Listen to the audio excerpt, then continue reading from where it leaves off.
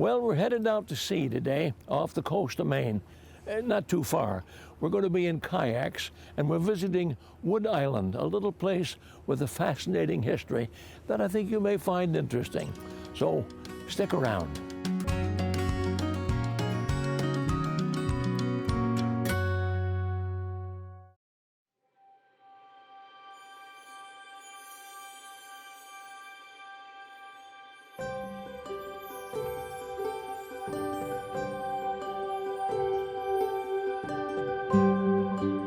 About a mile off the coast of Kittery, Maine, is a small island with a big story to tell.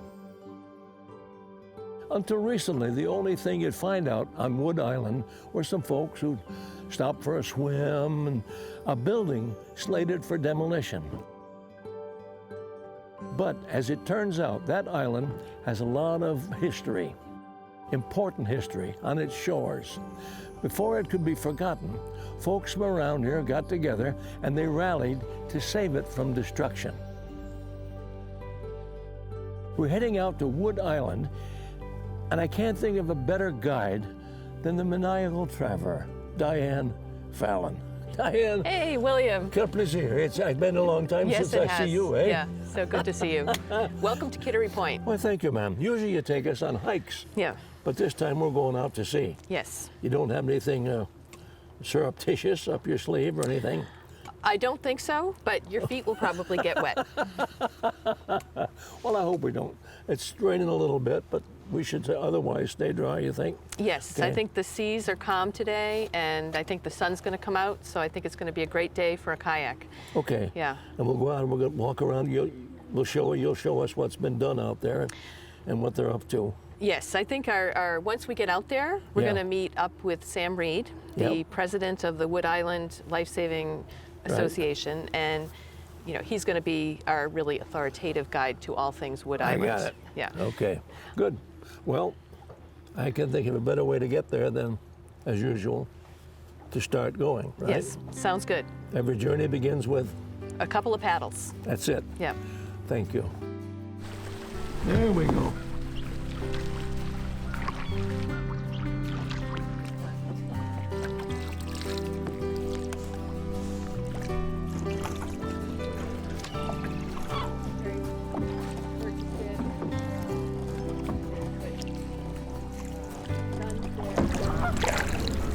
Oh, there's the island right there. A little island, that's Fishing We're Island. going to the left of that one, right? Yes. Yeah. Diane is a traveler. She seeks out interesting places to visit, uncovers history, and then writes about the experience. The Maniacal Traveler is her forum. It's an online collection of stories about the fascinating places she's been and what she's discovered there. I've hiked with Diane several times. This is my first adventure with her at sea. So this is Pepperell Cove in Kittery Point, and this has been a working harbor since the mid-17th century. A lot of pleasure boats here, but a lot of lobstering. Our trip to Wood Island begins at Kittery, Maine. We paddle on the Piscataqua River, which flows into the Gulf of Maine. This waterway is known for its dangerous tidal currents. Today, with the right timing and some luck on our side, the water is tame. So there's Wood Island, Yep, and that is Whaleback Lighthouse. yep. It looks like it's part of the island. It isn't. How'd you find out about this place? Well, I live in Kittery Point, and I've been kayaking since the mid-90s. Yeah. I think I got my kayak around 97. Yeah. And, it's just a place that calls to you because it was out here in the river and had this exotic, kind of old building that just pulls you in. Two military facilities sit beside the river. Building in Fort Constitution and the lighthouse that's in Newcastle. The Naval Shipyard is in Kittery, and the U.S. Coast Guard at Newcastle, New Hampshire. Ahead in the distance is Wood Island. Crews are busy, giving it a facelift.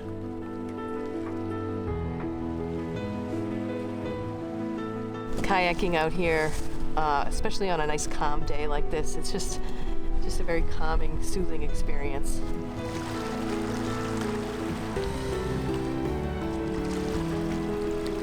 Calm day, cool, no sun.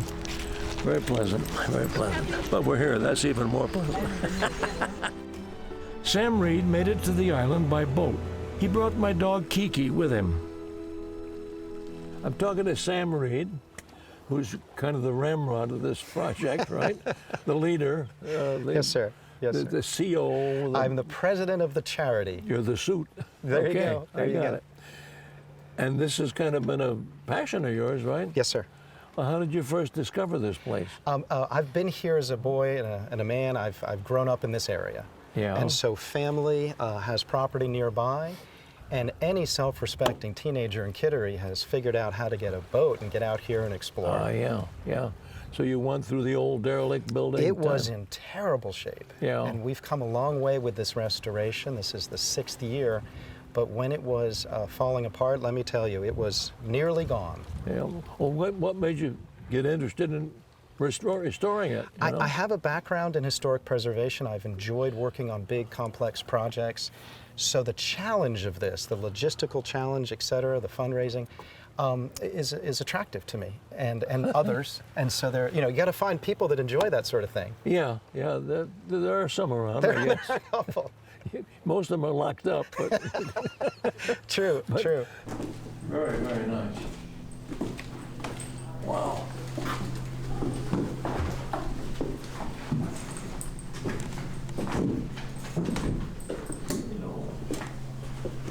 Nice job. When they were first talking about restoring this, I just thought, how could they? That ain't gonna happen, right? Huh? Yeah, this building is falling apart. This is Yeah. not a restoration. This is a train wreck. The town of Kittery took ownership of Wood Island in 1973. It maintained it for public recreation, but little was done to preserve the legacy of the surfmen. Those are the guys who lived and worked out here. Over time, decay took a toll on the building. In 2009, the town made plans to demolish it. That's when Sam stepped in. You ever doubt that you're going to succeed? Oh, for sure. So this property is owned by the town of Kittery. Yeah. So our charity is restoring this building on behalf of Kittery. Every nail we put in becomes Kittery's. So it was a very big challenge to convince the leadership of the town that this was a good idea. I think it's fair to say, they made a good decision by giving us the thumbs up.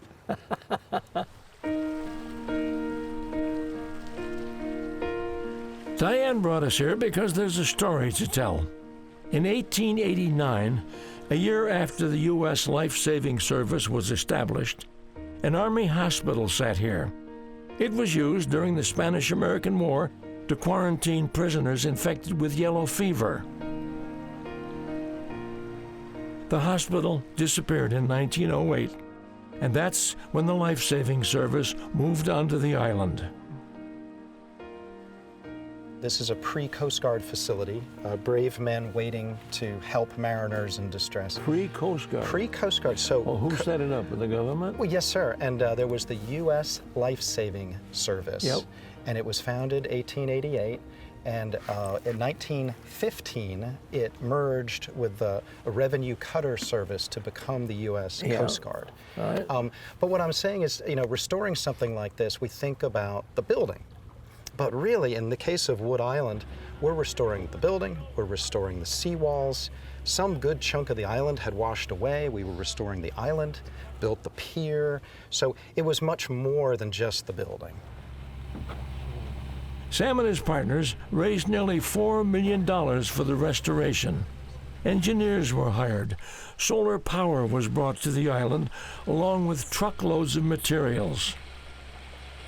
I think logistics on an island, coast to Maine, has a 9 or 10 foot tide, really challenging. I know, I spent a few years. Wow, wow. But we came through that, and Yeah. working with a lot of great partners, The Maine Army National Guard has Yeah. been here helping us. Oh my goodness, the Pan Am Railways from Waterville, Maine has been helping us. Really? That's Oh great. my goodness, EPA, Maine Environmental, the list is long Yeah. of really great partners that have been helping us. Who was there to help out? The U.S. Coast Guard, of course. Stepping over. Run over. The constant changes to this place and what it's becoming is just amazing. You know, what a treat. What a gift for me to have to look at this every day. Daniel Benoit is the commanding officer at Coast Guard Station Portsmouth Harbor. So my window, if you guys want to come over here, I'll show you. So the building with the flight tower, that's our current station right now, and my window is the double sliding doors on the bottom. When he visits Wood Island, he doesn't come empty-handed. So we're just keeping all these little stickers too? Being on the coast, being so engaged with the Coast Guard story and where we came from, you know, it means everything to be a part of this, you know, and to have the ability to be able to donate my time and our time to try to get this back up. It's a gift. It's a gift to me. This is great. It's a gift to all of us. This is fantastic. That appreciation quickly ran through the ranks. The Coast Guard brought Eagle in to honor our project, Oh, that's donated great. Eagle to us for a reception August 3rd, 2019. We had 130 of our buddies aboard. Anyway, we had brought a sea shanty singer, wrote a special lyrics just for that night. We had the Admiral from the Eastern Seaboard, and oh my, it was fantastic. Wow. So we've got a great partnership with the Coast Guard. But the Coast Guard can't do it alone. Wood, steel, and tons of equipment make its way from the mainland to the island, including 45 full-size cement trucks. The U.S. Army, in the figure of the Maine Army National Guard, have been really the ones doing a lot of this labor as part of their annual training. So they have, give or take, 3,000 reservists in Yeah, Maine, yeah. and it's called Innovative Readiness Training, and it's their annual training. IRT. IRT. Sounds like a subway. You got to have an acronym. You got to have an acronym. Yeah. And they came in 2018 and built the North Wall. They came in 19 and built the South Wall. They built that. And Ah. they've just come just last week, and they were doing all kinds of woodwork. So that's a wonderful, wonderful helping hand. The Yeah. U.S. Navy has the Portsmouth Naval Shipyard. Right. And one of the crucial logistical tasks was how do we get all the equipment and the concrete trucks out to this island? And the Navy were nice enough to let us use a big boat ramp they have. So imagine the paperwork to get the permission to get God. the U.S. Army to access the U.S. Navy base. I can just hear this. What's this? Anyway, it all worked out. It all worked out. Sam is a stickler for details. He insists on keeping the restoration as close as possible to the original design, right down to the building's wood trim. You still got more to do on the interior. The interior's not done yet, so our next big step will be to prepare all the specialty trim work. Yeah. So it's not just to go down to the corner and see what they've got. We're copying exactly what is there. A good amount of it is still in the building, Yeah. so we have everything to copy from. Oh, and good. oh gosh, yes, and State of Maine Historic Preservation Office has been a fantastic partner. They have given us the eligibility for the National Register of Historic Places. So it's a very, very rare and special building. This is a mighty work you've done here. It's a lot of fun, I'll tell you. Well, yeah, lucky for you it's fun, you know, because some people go crazy. A little bit, a little bit. Come on in, welcome. All put in by the Maine Army National Guard in 2018. We have a full fire suppression system, which was also a moon launch. Well, I'll tell you, I wanted to mention, we've just acquired a 1930s original Coast Guard rescue boat. And it is special as can be. The building's incredibly rare. There are only, say, 8 or 10 life-saving stations open to the public in the country. Yeah. None in Maine, none in New Hampshire. I think 2 or 3 in Massachusetts, but they're very rare. To have a fully operational marine railway, which we're just about to have, with a historic Coast Guard rescue boat The boat sat on a Oh, you got the cradle. boat, that's We right. got the boat. And it'll be out of the weather. It'll be right here, and it will launch just like they used to do. That's great. It's incredible. There'll be a winch with a cable. we'll Winch head with a down. cable. They had a Model T truck engine in the basement. Chug, chug, chug, chug, chug, chug. You got to find one. And I looked online. You're a bad influence. Interest in Wood Island washed ashore in Kittery.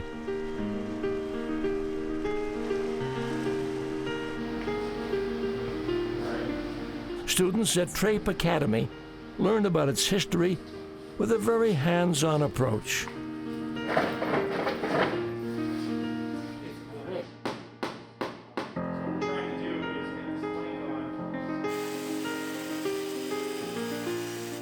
To fully appreciate what the surfmen at Wood Island did so many years ago, students leave their classroom and head out to sea.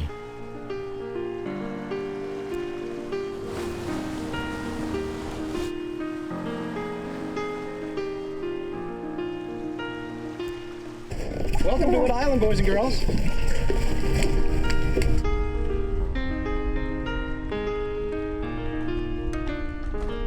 I'm Susan Johnson. I work at Trape Academy in Kittery, Maine. I'm the experiential learning coordinator, and I also work to build community relationships and write grants to help fund the experiential learning opportunities for kids at the school. And so what this is, this opportunity that we have with Wood Island, it's a partnership with Wood Island, Lowell's Boat Shop, and Trape Academy. And it's really, two or even threefold in that the kids are learning local history. And so Wood Island and the Surfmen, this is such an incredible place for the kids to be able to come and learn about a part of history that is really coming back to life in our community. Not only did they have a daily log, they had service records. And then the opportunity to work with Lowell's Boat Shop gives the kids another hands-on opportunity to be building a U.S. replica of a 19-foot dory that the surfmen used, not as their pulling boat, that they actually went out to rescue, but it was definitely a boat that was used out here on the island. And so between the two, being able to come out here, learn about the surfmen, be in this space, and then to be able to go back to school and to be able to build a boat that the surfmen did use is just such a cool experience for our kids, and all the while building their appreciation of place and of our community. I think mostly what I would want students to take away is an appreciation for history, because I think that's not emphasized enough in the schools. And it doesn't really matter what the specific facts or dates were, but just this appreciation of history and how it's like these types of projects are a tangible connection to the past. So it's almost like you can reach out and touch the past with your hand.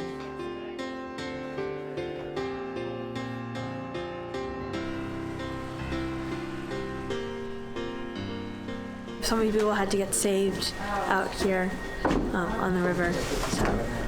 And the people that they had to go out at night, like in storms, they have to save people. It was crazy.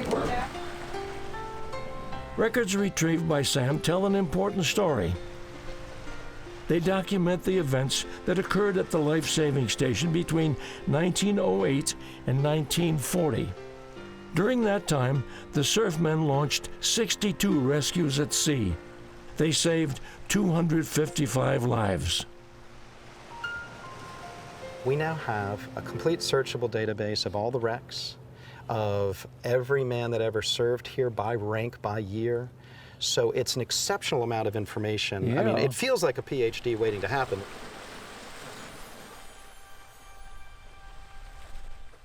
There were many wrecks, many rescues, but the one that really strikes me, May 3rd, 1920, A boat was coming from the Portsmouth Naval Shipyard out to the Isles of Shoals, which are 6 miles out to sea here.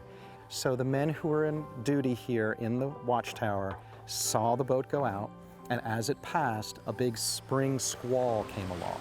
So thunder and lightning, you know just how it is, quick moving storm, and as the storm cleared the area, the boat was gone. So they rallied out their rowing boat, went out to help, and there were 4 men aboard. 2 were lost, gone forever. As they brought back the 2 men that they found, the one that was struggling died. The other one was okay. The man that died was named Sherman Parker, and he was the son-in-law of the head man here, the keeper. So the son-in-law dies, you have to tell your daughter, I tried my best, but he is gone. So that's the story, and it's a very sad story. Well, I told that to a reporter here at the Portsmouth Herald and explained, this interesting history that we had uncovered through some research. And he was overwhelmed by that story and wrote a very excellent article about it and published it in August of 2019. The day it was published, I got an email from a man I had never met saying, the man that died was my grandfather. The man that did the rescue was my great-grandfather. The widow was pregnant with my mother. Whereupon he says, and we're getting to know each other, my great-grandparents were married at St. John's Episcopal Church in Portsmouth, New Hampshire in 1896, September 19. I said, well, that's quite something because my grandmother's grandfather was the minister at St. John's Episcopal, Portsmouth, New Hampshire in 1896. And he said, hold that thought. And he flipped through some more of his papers and found the wedding certificate, the original. Now, who has the wedding certificate of their great-grandparents? He was right there. He pulled it out. The minister who performed the wedding for the bosun, the keeper, I should say, of Wood Island Station in 1896 was my great-great-grandfather.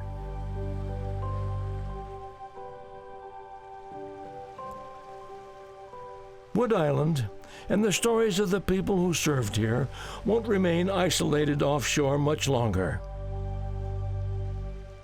The men who were here were extremely brave, and part of the important part of the story to communicate, we're restoring this building to create a maritime museum. Yeah. So it will be open Right. to the public as a little museum, and what we'd hope to convey, the bravery of getting into a rowing boat to go save people. Well, for goodness sake, it's a professional mariners, 100 years ago. Yeah. They're not going to have a problem unless there is a storm, Yeah. and then probably at night, Yeah. and probably in the winter. Yeah. So we're going to get in a rowboat and try to save people in those conditions off the coast of Maine. I mean, that's really brave, really special. You know what the Coast Guard says? We've always got to go out. We don't always have to come back. That's correct. That's correct. That's correct. I think the character traits are still there in these folks right here who would launch into anything for the for the sake of saving somebody. Yeah. But we have motorized assets which are virtually, I'm not going to say unsinkable, but they can handle the conditions much more than the boats of then. Yeah. So the bravery of those people who used to launch is just it's With the oars, oh the my 8 goodness. oars. Can you imagine? Yeah. Unbelievable, Yeah. isn't it? This is open to the public. Yes. What do you hope they'll take away from here? Well, I think when it's all said and done, people who come out here will appreciate the maritime heritage of this area and, kind of the historic heritage. It's so easy to lose history. Yeah. And this is going to be a living, tangible piece of history. And Yeah. I think it's just going to add a lot to the area. It's going to be something that schools will visit, visitors to yeah. the area, Yeah. and it'll just be a great connection to the maritime history that's all around us. When I asked Sam if he had any doubts about the efforts to save Wood Island, he was absolutely certain with his answer. If we had lost this building, the history of the brave men who went out in storms to help others in rowboats would have been lost. And that's a very special story, really well worth the effort to keep it alive so that future generations can learn about that.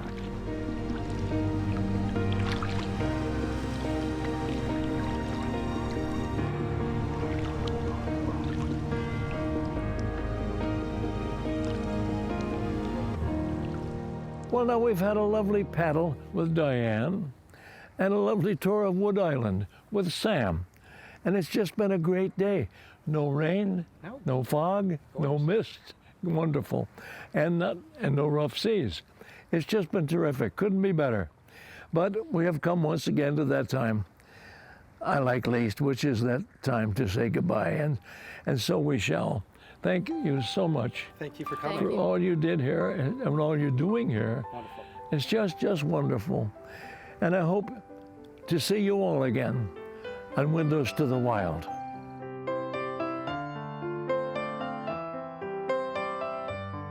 Support for the production of Windows to the Wild is provided by the Alice J. Reen Charitable Trust, the Fuller Foundation, the Gilbert Verney Foundation, Bailey Charitable Foundation, the Macinich Foundation, and viewers like you. Thank you.